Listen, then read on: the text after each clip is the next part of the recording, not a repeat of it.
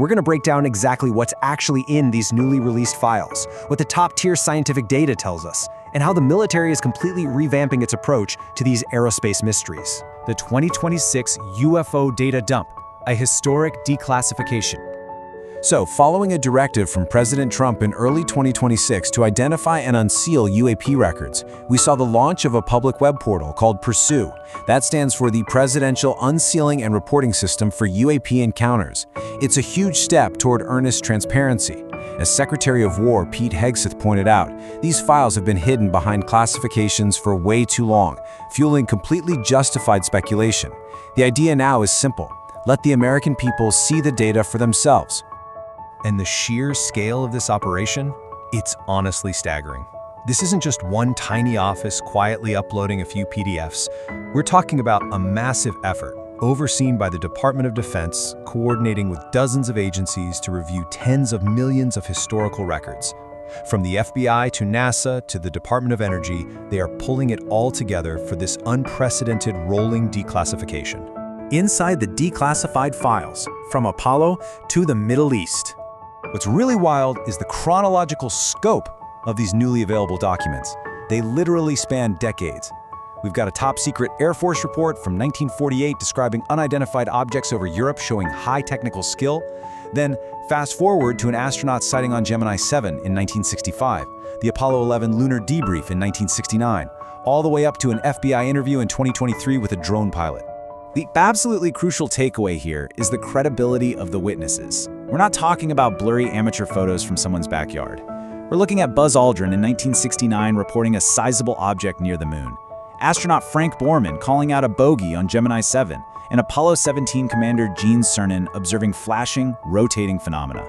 Add to that modern military encounters, like a 2022 football-shaped object over the East China Sea, and a 2023 drone pilot who saw a linear object with bright bands of light. These are highly trained observers reporting things that remain completely unexplained. The AARO 2024 reports, The Science of Sightings. Now let's look at how the government officially investigates these things today. The All-domain Anomaly Resolution Office, or AARO, is the body tasked with resolving these reports. Their comprehensive Fiscal Year 2024 report didn't just rely on stories. They brought in rigorous scientific testing, advanced modeling, and serious intelligence tradecraft to figure out what's actually flying around up there. And the data is super revealing. When AARO successfully resolves a case, the vast majority turn out to be totally ordinary terrestrial objects. Look at this. A whopping 70% of resolved cases are just balloons. Weather balloons, high-altitude balloons, you name it. Another 16% are drones. The rest, birds, satellites, and commercial aircraft. It just goes to show how easily prosaic objects can fool our eyes and sensors under the right conditions. The shapes being reported tell a really similar story. 65% of reports are simply described as lights, and another 22% are orbs, spheres, or round objects. You know those classic sci-fi shapes we always hear about? The cylinders, triangles, squares, and discs? They actually make up a tiny 5% fraction of the total reporting. The overwhelming majority are just indistinct glowing orbs, which obviously makes them incredibly tough to identify. Which brings us to arguably the most definitive conclusion from AARO's 2024 report. Despite decades of intense public speculation, official investigations have found zero empirical evidence that any UAP sighting represents off-world technology. Furthermore, they found absolutely no evidence of a classified government program hiding extraterrestrial tech. The rigorous scientific analysis brings this whole topic strictly back to Earth. Prosaic objects versus anomalies, the data gap. So if there are no aliens involved, why are so many cases still officially unresolved?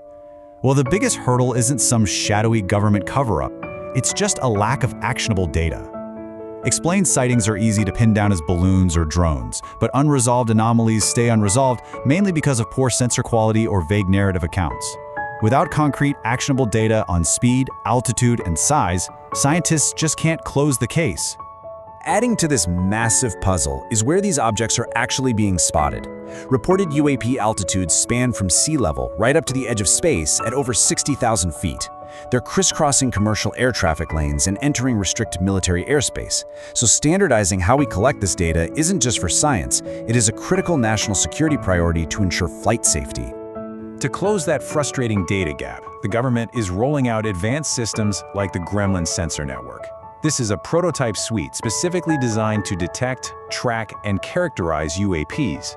Instead of relying on a single blurry camera, Gremlin integrates 2D and 3D radar, long-range electro-optical and infrared monitoring, and radio frequency sensors. This is exactly the kind of hard empirical data AARO needs to finally crack those stubborn cases. The quest for transparency, fact, fiction, and national security. A huge piece of this new transparency era is actively debunking the persistent cultural myths surrounding hidden crash retrievals and reverse engineering. AARO tackled these head-on. First, they found no authentic non-disclosure agreements threatening whistleblowers. Second, Kona Blue?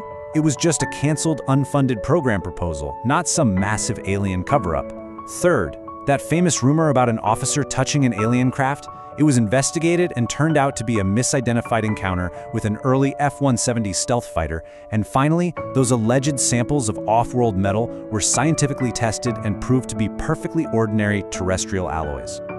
Ultimately, the shared goal across the DoD, NASA, and the White House is to strip away the sensationalism and just look objectively at the facts.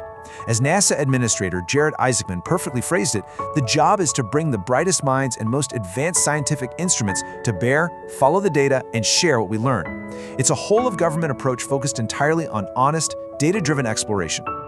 So I want to leave you with this question to chew on. We are right in the middle of a historic era of declassified files, public web portals, and rigorous sensor networks. As advanced tech like Gremlin replaces those infamous blurry cameras, will we finally solve the remaining genuine mysteries of our skies? Or will we find that better data simply eliminates the noise, proving the sky is just filled with our own technology and weather phenomena? In this new era of transparency, what will you take away from the data?